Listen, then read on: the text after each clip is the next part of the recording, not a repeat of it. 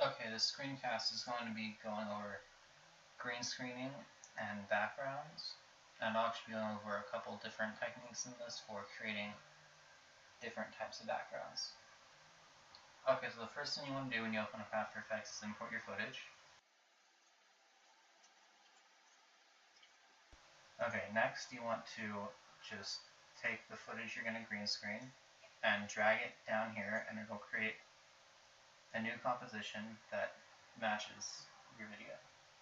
Okay, next you're going to come over here, click on Effects Controls, and if you don't see this, you want to come up here to Window and scroll down to the bottom and find Effects Controls and click on it. Okay, so next we're going to right click in here, go down to Keying, KeyLight 1.2. And okay, so this is the plugin that's going to be doing the green screening for us. So the first thing I'm going to do is come over here to where it says screen color, click on the water droplet. We want to select a good green, so I'm going to select one over here where it's flat. Okay, so it looks pretty good. So first thing you notice is obviously there's this right here. There are a couple different ways you can get rid of this.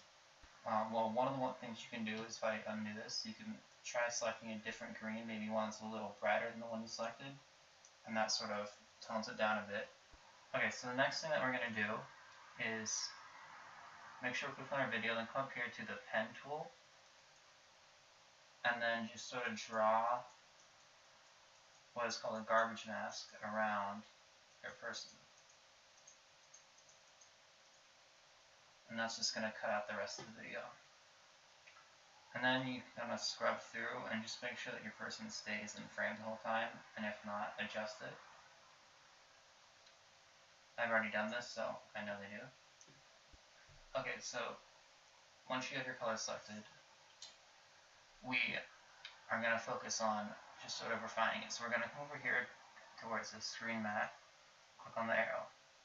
Then we're going to come up here to where it says Final Result, change it to Screen Matte. So now you're going to be seeing black and white. The white is what is going to stay, and the black is what's going to be transparent. It's what's getting rid of. So first thing you want to do is come down here to where it says Clip Black and just turn that up. I found it's good to stay around 30 to 50. I found 40 works on this shot. You don't want to do too much. You'll see later.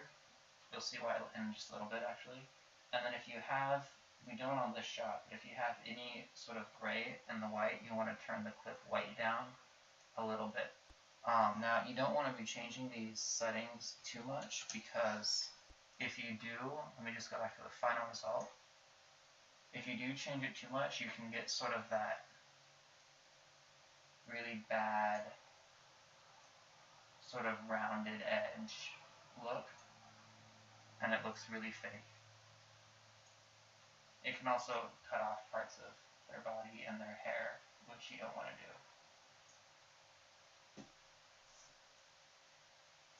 Okay, let me just go ahead and change this back really quickly. Okay, so now that we have this, we want to focus on trying to get rid of some of the green around the edges. This shot doesn't have too bad, but other shots may be a lot worse. Okay, so the first thing I want to do is come down here and change this. It says replace method, change it from soft color to hard color. Then change our placement color to something that sort of just matches the skin tone a little bit. So like a pinkish for this one. Next, we're going to come down here to Edge Color Correction. Click on this box to enable Edge Color Correction. Then come down here to Edge Color Suppression. Change it to green. And this just sort of helps to somewhat get rid of the green around the edges. Alright, next we're going to come here to where it says De-Spill Bias and Alpha Bias. Make sure it's checked to lock biases together. And then you can just click on one and change the color, and that'll just help finalize getting rid of some of the green. You can't do it too much, and you want to be careful when doing this, because as you can see, if you go too far, it's changing the color of the entire shot. So you can get some really weird to do it just enough so that it just starts to get rid of the green. Also, any white will be affected too, so you can see your shirt has somewhat of a red tint to it in a lot of places now. Just click on this arrow to bring that down. Okay, so now that we have our shot at green screen, we want to come back here to where it says project and work on our environment.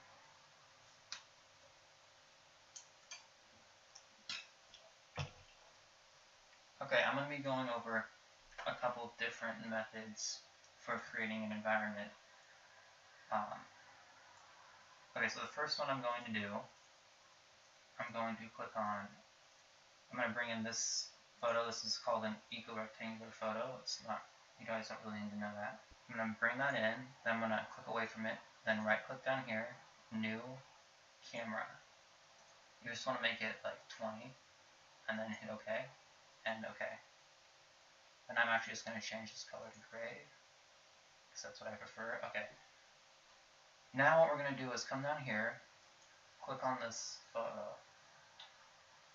Okay, now what we're going to do is come up here, click on this where it says, it'll either say Ray Trace 3D or it'll say Classic 3D. And you want to change it to Ray Trace 3D and then click on Options. Make sure the Ray Trace quality is set to 1 and the anti-aliasing filter is set to none. And then hit OK, and then OK. Okay, so now we're going to click on our background photo, and we're going to right click, and right here we're going to hit Environment Layer. And then just wait, it may take a little while for you guys. Okay, so what this has done, by the way, if you hit C, it'll switch your tool to the camera tool, so if you just left click, you can rotate around. So what this is doing is it's just created an environment. And because of the way the photo was shot, it wraps perfectly.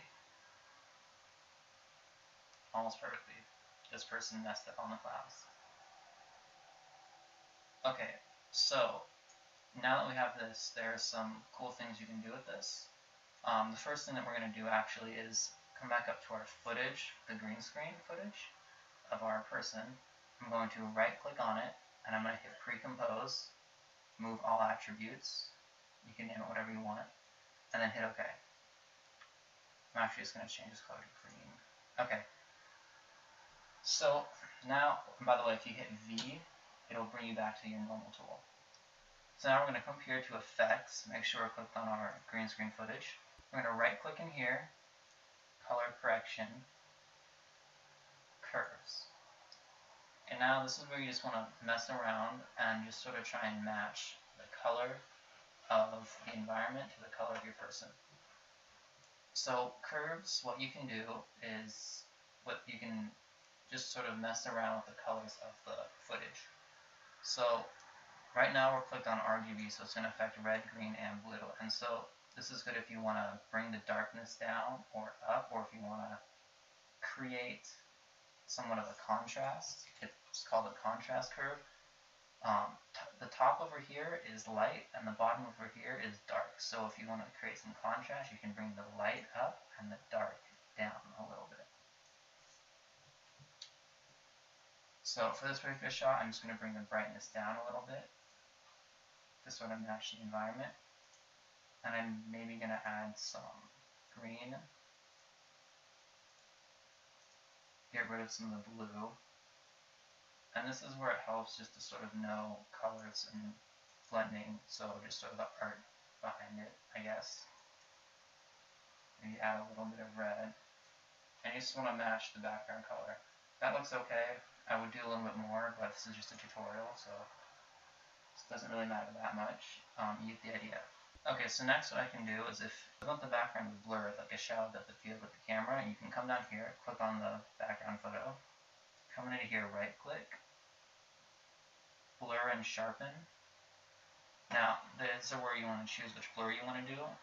Camera lens blur is going to be the most accurate to what a camera will do, obviously, based off the name, but it's also the slowest, so I would not recommend it on the computers, so I would go down to fast blur, then check repeat edge pixels, because when you start to blur it out a lot, you may notice that the edges sort of disappear the more you blur it. And so if you just hit this, it'll repeat all the pixels on the edge.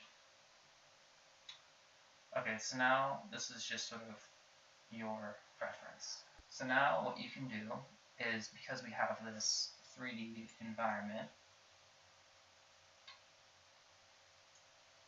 we can create a camera movement. So we come over to the camera, hit P, it'll bring it to position, come to where you want your movement to start, hit the stopwatch. Then go to where you want the movement to end, and just with the camera tool, which I got again by hitting C, you can just rotate. And now you have this.